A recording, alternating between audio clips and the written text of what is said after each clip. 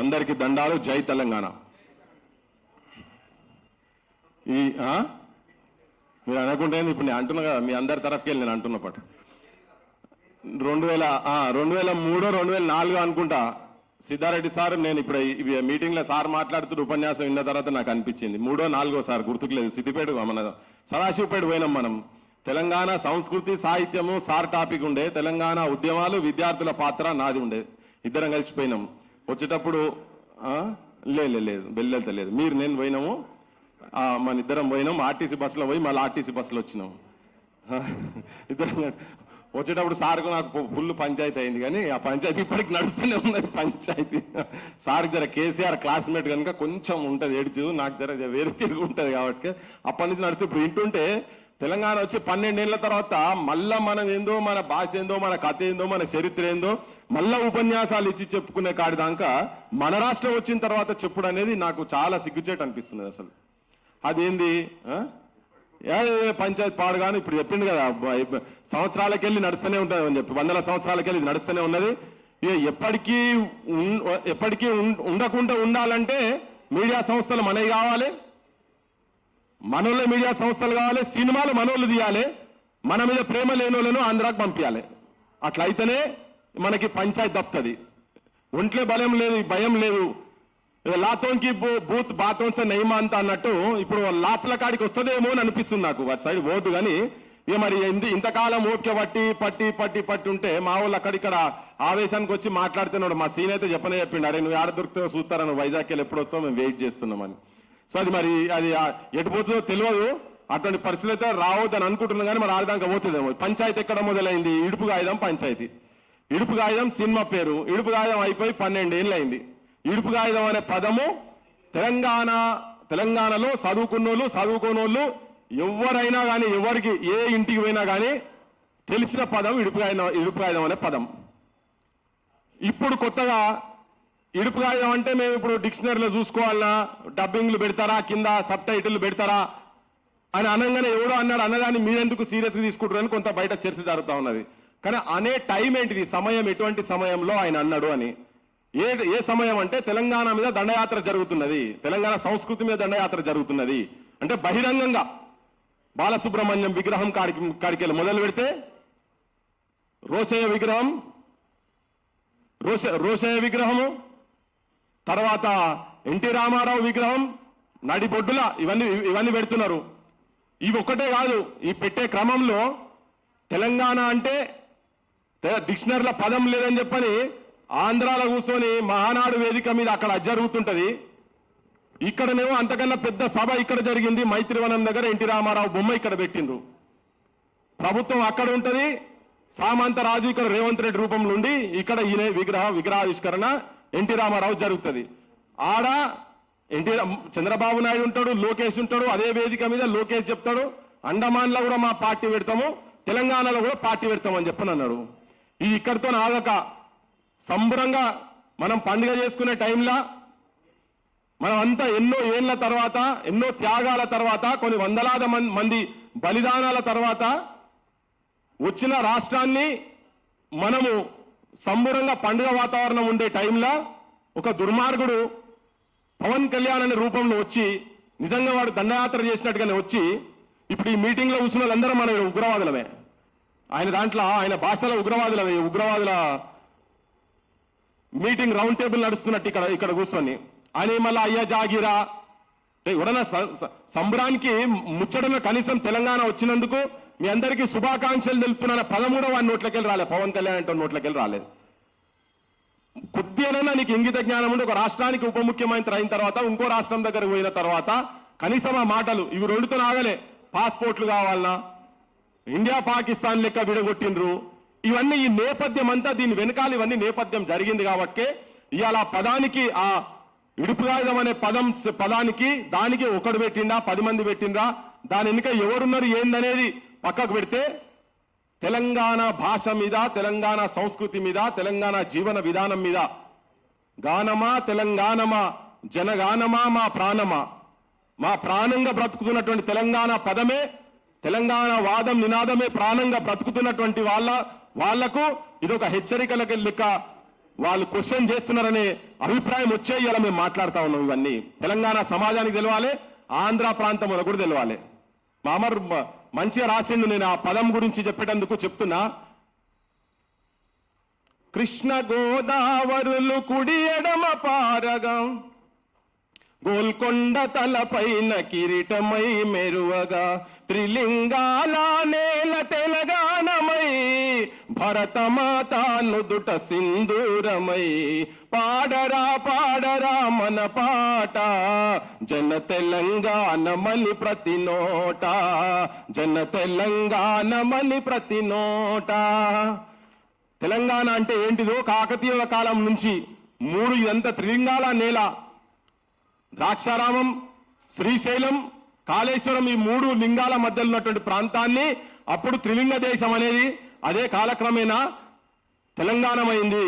తెలుసుకోండి, మీకు లేదు. నేను చెప్తున్నా, ఇవాళ చెప్తున్నా, తెలంగాణ తల్లి మా తల్లే, తెలుగు తల్లి మా తల్లే, మీది ఆంధ్ర మాత. మీ ఆంధ్ర మాత యాడున్నదో ఎత్తుకోపోండి. ఆంధ్ర ప్రాంత పాలకులకు చెప్పదలుచుకున్న గడికోసారి తెలుగు మాది. ఇప్పుడు చెప్పిండు కదా సిద్ధారెడ్డి సార్, చాలా ఉదాహరణలు చెప్పిండు. మీ ఏ చర్చకు వస్తారో రాండి, మీ దగ్గర ఎంత పాండిత్యం ఉన్నదో. మరి మా దగ్గర కూడా 2-3 ఉన్నారు సాల్ వాళ్ళు. మీరు 100 మంది వస్తే కౌరవ సేన మీది, పాండవ సేన మాది. రాండి, ఏ చర్చకు వస్తారో ఎక్కడికి వస్తారో, తెలుగు మీద కానీ, తెలంగాణ మీద కానీ, తెలంగాణ చరిత్ర మీద కానీ, తెలంగాణ సాహిత్యం మీద కానీ, తెలంగాణ జీవన విధానం మీద కానీ. పెన్నులకు నీళ్లు పోసి పెడితే గన్నులే లేసేటువంటి ప్రాంతం మా ప్రాంతం. ఇది పోరాటాలు కానీ, తిరుగుబాట్లకు కానీ, ఎక్కడ వెనుకబోడు కానీ ఇటువంటి జరగనటువంటి ప్రాంతం. ఇదంతా తెలుసుకోవాల్సిన అవసరం మీ ప్రాంతం వాళ్ళకున్నది కనుక తెలంగాణ తల్లి, మళ్ళీ చెప్తున్నా, చాలా మందికి తెలంగాణ తల్లి మనది వాళ్ళు చెప్పుకుంటున్నారు. ఇప్పుడు రేపటి నుంచి మీరు విగ్రహాలు ఏమైనా పెట్టుకుంటే ఆంధ్ర మాత విగ్రహాలు పెట్టుకోండి. మీకు తెలుగుకు మీకు తెలంగాణకు సంబంధం లేదు. ఆ విగ్రహాలు మాయి, మేము పెట్టుకుంటాం. దాని ఓనర్షిప్ మాది. ఏం సార్ కరెక్టేనా? బరాబర్ చెప్పదలుచుకున్నాం మేము తెలంగాణ సమాజం తరఫుకెళ్ళి. నేను చెప్తున్నా, ఇక వీళ్ళ ఇన్ఫ్లుయెన్సులు, సినిమాల ఇన్ఫ్లుయెన్సులు పరిస్థితి ఎట్లున్నదంటే, ఇప్పుడు వాళ్ళు పొద్దుగా లేసే, అరే మీకు భూ పెట్టింది మేమేనా, మీకు వ్యవసాయం నేర్పించింది మేమేనా. నిజం కూడా ఇప్పుడు అలవాటు ఎట్లా తయారైపోయినాయంటే, పొద్దున్న లేసామని ఏ హోటల్ పోయినా ఇడ్లీ సాంబారు వాడాలు వాళ్ళ తిండ్లే దొరుకుతున్నాయి. అందుకనే 52లో వరంగల్లో idli sambar go back movement start అయింది. 52లో వాళ్ళ పత్రికలు అప్పటి నుంచి వాళ్ళే పచ్చళ్ళు అమ్ముకుంటేందుకు వచ్చినటువంటి వాళ్ళు. ఇవి చాలా మాట్లాడినాం యాక్చువల్ గా ఉద్యమ కాలంలో. వాళ్ళు ఏ స్థాయికి పోయిందంటే 3 చెరువులు కబ్జా చేసి ఉన్నాడు. రామోజీ ఫిలిం సిటీలో 3 చెరువులు కబ్జా అయి ఉన్నాయి. ఆ మహేందర్ అంటోడు చెప్తున్నాడు కదా, అరే మా ఊళ్ళ దగ్గర పైసలు ఎన్ని ఉన్నాయో మీ ఊళ్ళ దగ్గర ఉన్నాయా, మా ఆస్తులు అమ్మితే మీరు కొనుక్కుంటారా అని. అరే ఒక్కొక్కడు డ్రైవర్లు చేసిన వాళ్ళు ఇలా పెద్ద పెద్ద ఛానళ్లు పెట్టిరు. అయ్యా మీరంతా ఆటోలు నడిపి గ్యాస్ సిలిండర్లు ముజాల మీద పోసుకునేటోళ్ళు, మోసేటోళ్ళు, ఇలా ఇక్కడనే వేదికల మీద ఉన్నటువంటి వాళ్ళు తెలంగాణ మీద భూతు పురాణం మాట్లాడుతుంటే చూపించేటువంటి ఛానళ్లు పెట్టిన వాళ్ళు మీరున్నారు. ఒక్కొక్కడు నా అసంటోడు కనుక గద్దె మీద కూర్చుంటే మీ అందరినీ ఫస్ట్ బుక్కల వారేస్తాం. అన్ని ఇల్లీగల్ దందాలే. ఇక్కడ మీ సినిమా వాళ్ళు వచ్చి ఆంధ్రాకెళ్ళి మద్రాసుకెళ్ళి ఇక్కడ సినిమా వచ్చిన తర్వాత భూములు వాళ్లకు దారాదత్తం చేసి ఇచ్చిండ్రు. నాగేశ్వరరావుకి ఇచ్చే, ఎన్టీ రామారావుకి ఇచ్చే, అందరికీ భూములు ఇచ్చారు కదా సినిమాల పేర్ల మీద. మన తెలంగాణ వచ్చినాక మా ఎన్ శంకర్ అన్నకు డిస్ప్యూట్ ల్యాండ్ వచ్చింది. ఓ 10 మంది సినిమా వాళ్ళకి మనోళ్ళకి ఇస్తే ఏం పోయింది, ఇటువంటి వాళ్ళకి భూములు ఇచ్చి ఛానళ్లు పెట్టిపోయి బగాయిస్తారు. వాళ్ళని దోపిడిదారులను ఇక్కడికి వెళ్ళి బగాయిస్తారు. ఇంకా ఏళ్ళు అవసరం లేదు. ఇక్కడ ఉన్న వాళ్ళ దానివల్ల మెయిన్ స్ట్రీమ్ ఛానల్ ఏమైనా ఉన్నాయా? ఆంధ్ర ఛానల్ ఒక్కటన్నా ఉన్నదా? ఉన్నదా? ఒకటనా ఉండదు. ఒక్క ఛానల్ ఉండదు, బరాబర్ ఉండదు.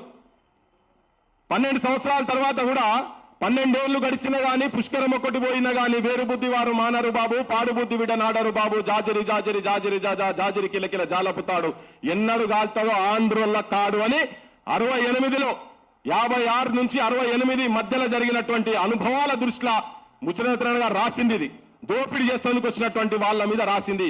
ఇవాళ తెలంగాణ మన రాష్ట్రం వచ్చిన తర్వాత కూడా మన దగ్గర కూర్చొని మనం ఇటువంటి మాటలు, బూతు మాటలు, అడ్డమైన బూతులు, మన అమ్మలను వదిలిపెడతలేరు, మన అక్కజలను వదిలిపెడతలేరు, భార్యలను వదిలిపెడతలేరు.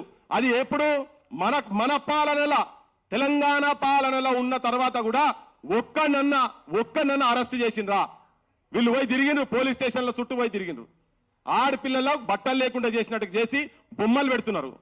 ఇది అవమానం.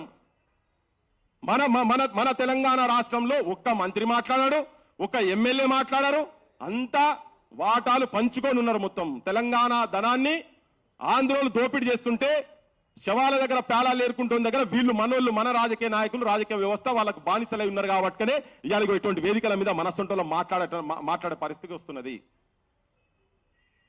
అసలు ఈ తెలంగాణ అంటేనే ఆ కొడుకులకు ఇప్పటి నుంచి అది ఉంటది. మన పాలన మన చేతులలో వచ్చే వరకు నిజమైన వాళ్ళ చేతులలో. ఇప్పుడు పవన్ కళ్యాణ్ అన్న దాంట్లో తప్పలేదు. కాంట్రాక్టర్ మీవాడు అంటే మేఘా కృష్ణారెడ్డి ఎంకరేజ్ చేసింది ఎవరు? మనోళ్ళే కదా. దోపిడీ చేయనిస్తేందుకు మనమే ఇచ్చిన అవకాశం.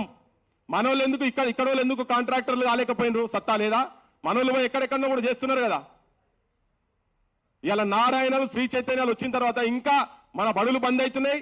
పోయిన 10 సంవత్సరాలలో అదే జరిగింది, ఇప్పుడు అదే జరుగుతున్నది. ఇంకా ఆయన బహిరంగంగా 23,000 బడులు బంద్ చేసి పడేస్తా అంటున్నాడు. 25 లక్షల ఎకరాలు తెలంగాణ భూములు అన్యాక్రాంతం అయిపోయినాయి. ఎక్కడ పోయినాయి? బయటికి తీయాలనా లేదా? తెలంగాణ వచ్చిన తర్వాత ధరణిలో తేలినటువంటివి గుడుల భూములు పోయినాయి, అటవీ భూమి పోయింది. ఇలా ఆంధ్రోళ్ళు మనోళ్ళు కలిసి ఉన్నారు రాజకీయ నాయకత్వం పైన. ఇక్కడ వీళ్ళకు కూడా ఏంటంటే నేను కొన్ని రాజకీయ పార్టీలకు మీ వైఖరులు, మీ స్టాండ్లు చేంజ్ చేసుకోవాల్సిన అవసరం ఉన్నది. మైత్రివనం దగ్గర ఇప్పుడు ఇవాళ వచ్చి కొంతమంది మాట్లాడుతున్నారు, బయటకు వచ్చి ఇప్పుడు అంటున్నారు మాట్లాడితే ఇదంతా ఒక రాజకీయ పార్టీకి రేపు ఉపయోగపడేటందుకు చేస్తున్నారని. కాదు, మా అస్తిత్వం గురించి మాట్లాడుతున్నాం. మా ఆత్మగౌరవాన్ని బలి ఇయ్యలేక మేము మాట్లాడుతున్నాము. మేము వాళ్ళ మీద కూడా మాట్లాడుతున్నాం. మైత్రివనం జూబ్లీ హిల్స్ ఎలక్షన్లల్లా రేవంత్ రెడ్డి ఉపన్యాసం ఇచ్చుకుంటూ దంచిండు. అరే పెద్ద ఆయన ఎన్టీ రామారావు విగ్రహం పెడతా అంటే ఇక్కడ ఎవడొద్దంటాడా? ఎవడని వద్దన్నాడు ఉంటే వాడిని మూసిలేసి తొక్తా అని. ఇప్పుడు నిన్న మొన్న ఈ తొక్కే భాష ఆడికెళ్ళి వచ్చిందని నాకు అర్థమవుతలేదు. ఏం దొక్కుతారో పెండనా మరి ఏం దొక్కుతారో మాకు అర్థమవుతలేదు. కానీ రారా నాయన, నువ్వు ఆడికి వస్తావు రా, మరి మూసికాడికి వద్దాం, నువ్వు నేను వస్తావా లేకపోతే నీ ఆలోచనలు కట్టుకొని ఇక్కడ మైకులు పట్టుకొని కూర్చుందామా అంటే పత్తలేదు. కానీ ఆడ అనంగానే తెల్లారి మా బీఆర్ఎస్ పెద్ద మనిషి మా కేటీఆర్ సాబ్ కూడా చెప్పిండు, నేనేం తక్కువ తిన్నానా, ఎన్టీ రామారావుకు మేమే ఎక్కువ చేసినాం, నువ్వు రా మైత్రివనంలో మేమే విగ్రహం పెడతాం, కాంస్య విగ్రహం పెడతాము అని అన్నాడు. ఇక అన్న తర్వాత నువ్వు ఎవరికి అవకాశం ఇచ్చినట్టు ఇక్కడ నీ పార్టీ బీఆర్ఎస్ చేసేస్తేవి అయిపోయి మా బోటలో మాటలు మాట్లాడినా కానీ నువ్వు అవుట్ రైట్ గా ఇంకా పెడతావు. ఎన్ని పెడతావు? మేము ప్రభాకర్ రెడ్డి విగ్రహం అన్నాం, ఏడబెట్టిరావు. పైడి జయరాజన్నం ఏది?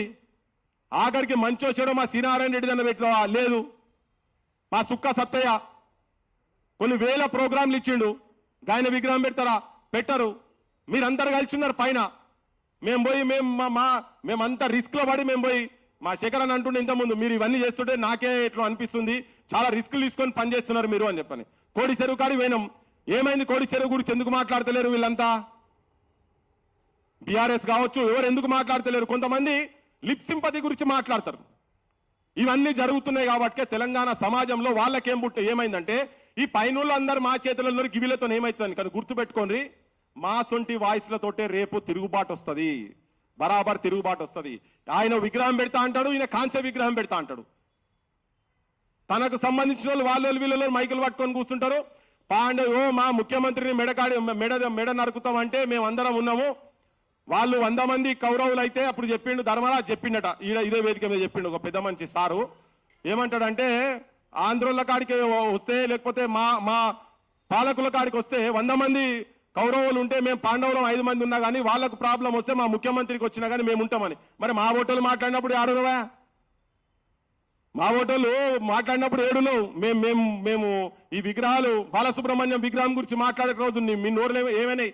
రాజకీయ పార్టీలకు ఉపయోగపడేటందుకు కాదు. తల్లి తెలంగాణ ఏడుస్తున్నది.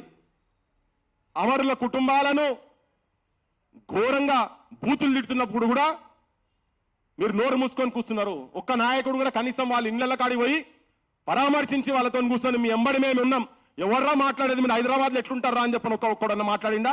నేను అందరు నడుతున్నా బీఆర్ఎస్ వాళ్ళని ఎమ్మెల్యేలు ఓపెన్ గా మాట్లాడుతున్నా, నేను బీజేపీ వాళ్ళని కూడా గురించి కూడా మాట్లాడుతున్నా. మార్వాడోళ్ళు ఎక్కడికి వెళ్ళి వచ్చి ఇక్కడ ఇల్లీగల్ దందాలు చేస్తున్నటువంటి వాళ్ళ చుట్టూ మాత్రం మీరు ఉంటున్నారు, వాళ్ళకు రక్షణ కవచం లెక్క మీరు ఉంటున్నారు.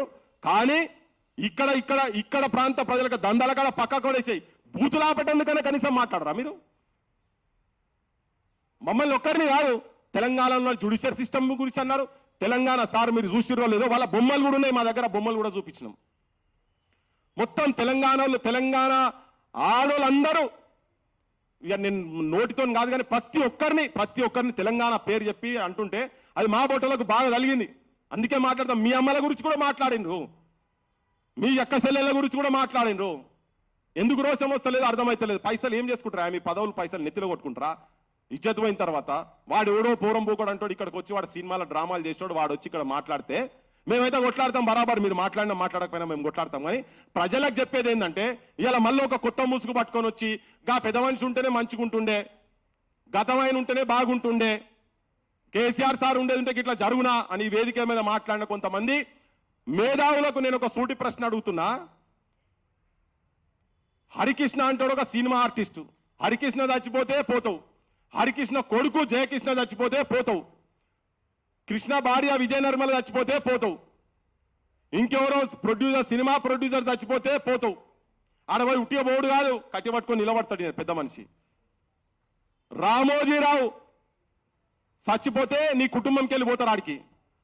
కానీ రఘువీర్ రావు అప్పుడు 69లో పత్రికా రంగంలో ఉన్నటువంటి రఘువీర్ రావు చచ్చిపోతే నువ్వు పోవు, కొండా లక్ష్మణ్ బాపూజీ చచ్చిపోతే మీరు పోరు, కేశవరావు జాదవ్ సార్ చచ్చిపోతే పోరు. తెలంగాణకు మొట్టమొదటి పత్రిక జై తెలంగాణ పత్రిక వ్యవస్థాపకుడు సంపాదకుడైనటువంటి ముచ్చర్ల సత్యనారాయణ అప్పటికి ఈనాడు పత్రిక పుట్టలే. తన చచ్చిపోతే కూడా నువ్వు రావు, నీ కొడుకు రాడు, నీ అల్లుడు రాడు, ఎవరు రారు. మరి నీకెక్కడదా తెలంగాణ సోయి? ఎంతమంది విగ్రహాలు పెట్టినావు తెలంగాణలో పెద్ద పెద్దోళ్ళు ఎంతమంది విగ్రహాలు పెట్టినావు? ఇలా వాళ్ళే మళ్ళా రావాలన్నట. ఆయన ఉంటే ఇట్లా కాకపోవని కాదు. నువ్వు చూస్తావా గతంలో నువ్వేం చేసినావో చూడాలి కదా. ఇప్పుడు కూడా నిరుద్యోగులు రోడ్ల మీదకి వచ్చి తిరుగుతున్నారు, కేసులు అవుతున్నాయి, బయటికి వెళ్తలేరు. టోకన్ ప్రొటెస్టులు నిన్న బాగా మేల్కొని నిన్న ఒక స్టేట్మెంట్ ఇచ్చిండ్రు, వాళ్ళు ఎంబడి మేము ఉన్నామని. అరే వాళ్ళు ఎందుకు రోడ్ల మీదకి రావాలి? మీరు రోడ్ల మీదకి వచ్చి ఎందుకు కొట్లాడతారు? మీకు ఓట్లేసి ఎమ్మెల్యేలుగా చేసి ఐడెంటిటీ కార్డులు ఇచ్చి కూర్చోబెట్టినాం కదా, లైసెన్సులు ఇచ్చి అసెంబ్లీలో కూర్చోబెట్టినాం కదా. రోడ్ల మీదకి రావాల్సింది మీరు కదా. మేనిఫెస్టోలు ఎందుకు అమలు అయితలేవు అని చెప్పి మీరు వచ్చి కొట్లాడాలి కదా, కొట్లాడతలేరు. వీళ్ళందరూ పైన ములాఖాత్ అయి ఉన్నారు. ఇవాళ ఒక వాతావరణం వస్తున్నది. రేవంత్ రెడ్డి ఒక తెలంగాణ వ్యతిరేకి, ఆంధ్ర పాలకుల బ్రోకర్ అనే ఒక బ్రాండ్ రేవంత్ రెడ్డికి వస్తున్నది కాబట్టి దాన్ని రాజకీయంగా ఎట్లా వాడుకోవాలని చెప్పని మళ్ళీ ఒక ముసుగుతో వస్తున్నారు వీళ్ళంతా. వాళ్ళకి నేను క్లియర్ కట్గా చెప్తున్నా, మీరు మీ పదవుల గురించో మీరున్న పొజిషన్లు కాపాడుకుంటందుకో దయచేసి తెలంగాణ ప్రజలను, తెలంగాణ యువతరాన్ని అటు ఇటు కానియకండి. మీకు నిజంగా పాండవులు కౌరవులు అందరు కలిసి మంది వచ్చి కొట్లాడతానంటే మీరు మా బోటోళ్ళ మీద ఏమైనా జరిగినప్పుడు కూడా మీరు స్పందించాల్సిన అవసరం ఉన్నది. మీరు స్పందించడం మాకు పరకపడదు. మీరు ఇప్పుడు కాదు, మేము మొదటి నుంచి కూడా మీ అసలు ఆలోచన విధానాన్ని మేము వ్యతిరేకిస్తున్నాం. మాకు మీ అసలు బలం కూడా అవసరం లేదు, మేము పోతాం కిందాక. కానీ మీ బాధ్యత ఏంటిది? మీరు అలా ఒక కొత్త ముసుగుతోటి బయటికి వస్తున్నారు కదా, దాన్ని పటాపంచలు చేయాల్సిన అవసరం ఉన్నది తెలంగాణ ప్రజలల్లా. ఇది కూడా ఆలోచించండి, నేను చెప్పేది కూడా ఆలోచించండి. చాలా మంది అభిమానులు ఉండొచ్చు, వాళ్ళకు కూడా అభిమానులు ఉండొచ్చు. కానీ నేను నిజమైన తెలంగాణ అభిమానులుగా ఆలోచన చేయండి అని చెప్తా ఉన్నా. నేను సమస్య ఎక్కడొచ్చినా అందరు ఒక దగ్గర ఉండాలి. అది మా సమస్య కాదు కదా. కోడి చెరువు ఏమైతే మాకు సమస్యనా? దండయాత్ర చేసి ఇక్కడికి వస్తే ఉగ్రవాదులు అంటే అందరిని అన్నట్టే కదా. కేసీఆర్ కాడికి వెళ్ళి మొదలు పెడితే మా నాయన అన్నట్టే, ఇక్కడ వేదిక మీద ఉన్న వాళ్ళు అందరిని అన్నట్టే కదా.